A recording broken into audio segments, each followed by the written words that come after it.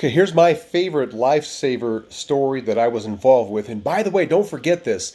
You can use almost all Lifesaver Award stories as your own if you just say we instead of saying I. So we were at a family's house here years ago, and see this little boy right here?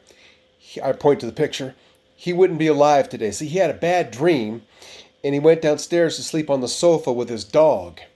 And the lamp shorted out and started to burn the sofa, creating a lot of smoke in that living room. It's a very interesting teaching story, though, too, because how this family's house was set up. They had kitchen, dining room, living room, hallway, 4 rooms technically. And we told them, look, you don't need 4 alarms, one, maybe just 2 at the most. But the dad said this, can we put it around the corner at the top of the stairs?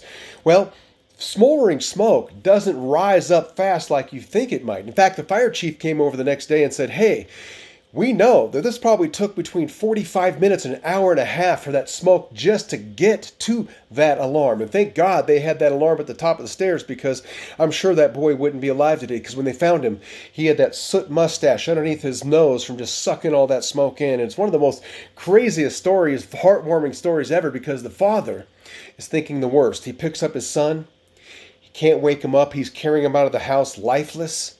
And I don't know what that would feel like as a father, but I can kind of guess. Boy, that would just be the most darkest emotion you could ever have. But he got him outside. He got some fresh air. He got some oxygen, and he coughed.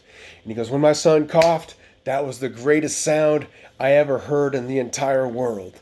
And he's still alive and fine today. And people always ask me 2 questions about this story. Yes, the dog survived when he got hit with the fire extinguisher sprays, but finally woke up the dog. And then they always ask, do they have a smoke alarm in their living room today? Well, now they got 3 in that area, which is overkill, but they just kind of learned the hard way. You know, you kind of want to have what you need when you need it and not have to add to it, later on. And so that's a lot of fun when we save lives like that.